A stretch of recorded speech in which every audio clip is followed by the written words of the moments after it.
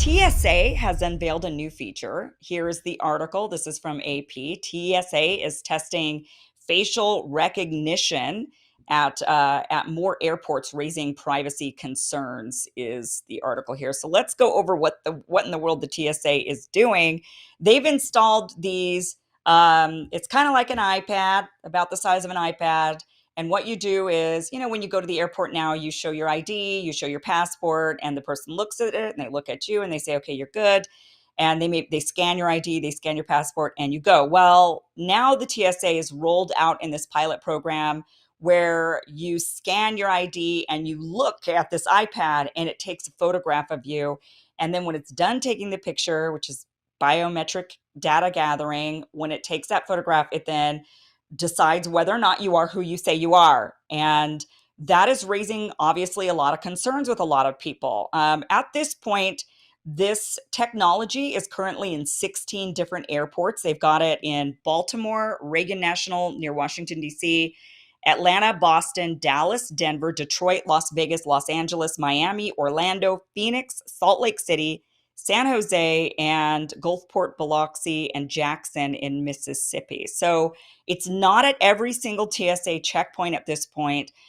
You go in, you may or may not end up seeing this facial recognition TSA checkpoint software. And this is, they're doing this. They're saying, oh, we're trying to speed it up for people. This will make things faster. This will make things better. In fact, they've got on their website, they put under biometrics technology, TSA is evaluating the use of biometric technologies to enhance security effectiveness, operational efficiency, and the passenger experience while protecting privacy and civil liberties. Okay, let's talk about privacy and civil liberties. Where could this possibly go wrong, right? Interestingly, back in February, a group of senators got together and they wrote a letter to the administrator of the TSA. And the senators are an interesting group. You would think, when it comes to privacy, facial recognition, things like this, a lot of times it's been lately, I would say, a lot of Republican senators that are stepping forward and saying, hey, we want to protect privacy. But this is actually a group of Democratic senators who are saying, we're not so sure about this tech TSA. It would be Jeffrey Merkley, Cory Booker, Bernie Sanders, Ed Markey, and Elizabeth Warren signed this letter. They say, Dear Administrator Pekoski, we write regarding the Transportation and Safety Administration's alarming use of facial recognition technology at domestic airports. Reporting indicates that TSA has been using and testing facial recognition technology for passenger screening at 16 major domestic airports, including some of the busiest U.S. airports in cities like Atlanta, Dallas, Denver, and Los Angeles, and they may expand its use across the entire United States as soon as this year. They say increasing biometric surveillance of Americans by the government represents a risk to civil liberties and privacy rights. Currently, if a U.S. traveler shows up to one of the 16 airports testing this technology, they will be met with a facial identification scanner before they can proceed to their flight. Thousands of people daily are encountering a decision to travel or safeguard their privacy, a decision that threatens our democracy. While TSA claims that facial identification scans are not mandatory, so this is the thing, they're saying when you show up and you're facing one of these, you can decline it and you could do it the old-fashioned way. That's what TSA is saying. This is not mandatory. But these senators are saying, okay, you say it's not mandatory, but who knows that? Who knows that? They show up, they're being told by a TSA agent, scan your ID, put your face right here, smile, take your picture, whatever. They're not being told, you don't have to do this. So they're asking for them to put up some signs. They're asking for the TSA agent to say this is not mandatory, this is optional. They want people to know their rights. And it would have to be in all the languages too, right? So they're very concerned about this. They say TSA's facial recognition is also likely to exacerbate racial discrimination.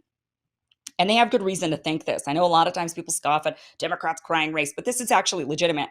They say a 2019 study by the National Institute of Standards and Technology tested 18 million photos of over 8 million people and found that Asian and African American people were up to 100 times more likely to be misidentified than white men by facial recognition technology and by testing these various different photos, right? Because we all look alike.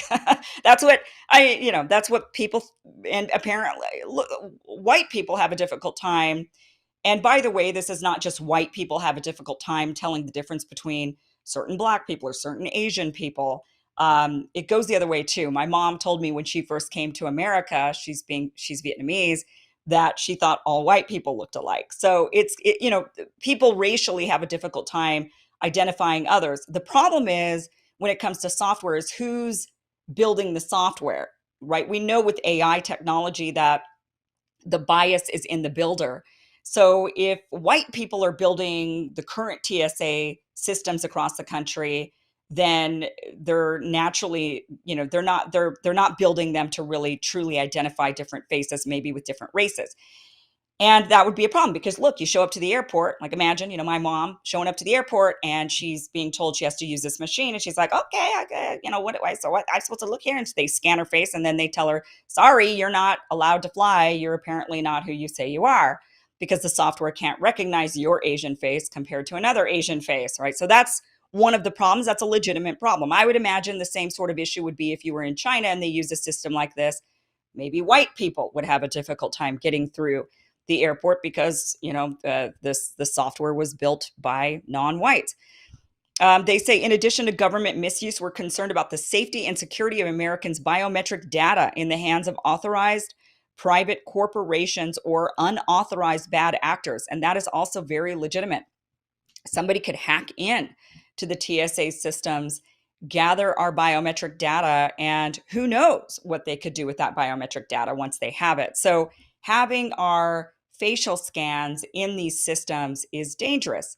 There are ways, especially with the rise of AI. We know that AI can be weaponized. We know that there's been many of the people who create AI are screaming about this right now, saying this is, they're like, yeah, I create AI, but as I'm creating this, I'm realizing I'm building potentially a monster, something that could potentially be a weapon of mass destruction.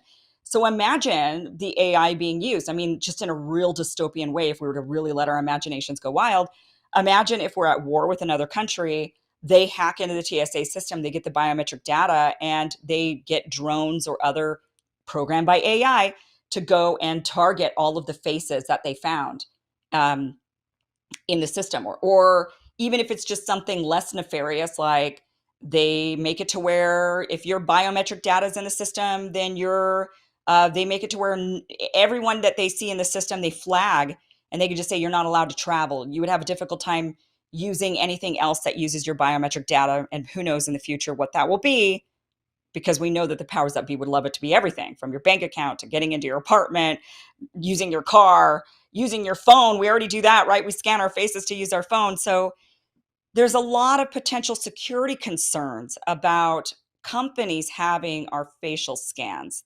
We know Apple has many of ours, and that even in of itself is very risky and scary. And that's what these senators are pointing out. And that's the issue with the TSA flying. And, when it comes to the TSA, they're using, unlike Apple, TSA has access to terrorist watch lists. So they're comparing your face to whoever is maybe in their database that they're flagging as a terrorist. And the next thing you know, your face is being misidentified with a terrorist on the list. That's already happening to a lot of people who have similar names. You've got like a John Smith on a terrorist watch list. John Smith shows up to the airport, can't get through that airport because he's flagged as potentially being a terrorist. Imagine now if you link the facial recognition to that. So a lot of concerns here. The TSA is rolling this out. They really didn't seem to consult anybody on this.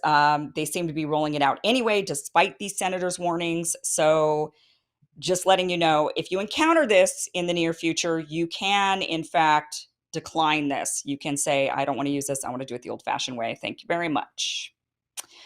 All right. Birch Gold. Visit birchgold.com/Kim to get your free info kit because, listen, we don't know what the future holds. I just told you about a dystopian future that may or may not be. And one of the issues that many people are concerned about is the money system, the value of the dollar, where our markets are headed. And sometimes the outlook doesn't look so good. So a lot of people are wanting to diversify their accounts and maybe diversify out of the dollar a bit and into something more stable. And gold has been historically an incredibly stable form of currency.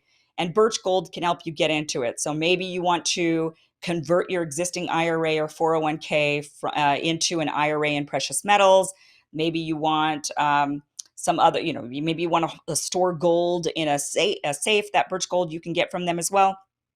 You can do all of this and start diversifying your accounts. And what's great about the retirement accounts in gold is that they're tax sheltered. So reach out to Birch Gold, get started, go to birchgold.com/Kim, get that free info kit, and a specialist is going to walk you through the entire process so that you're not in the dark with it. They will make sure that you choose the right things that are best for you and your situation. So visit birchgold.com/Kim for that free info kit and for a specialist to reach out to you. All right, guys, that is it for tonight's show. Thank you so much for joining us. Really appreciate it.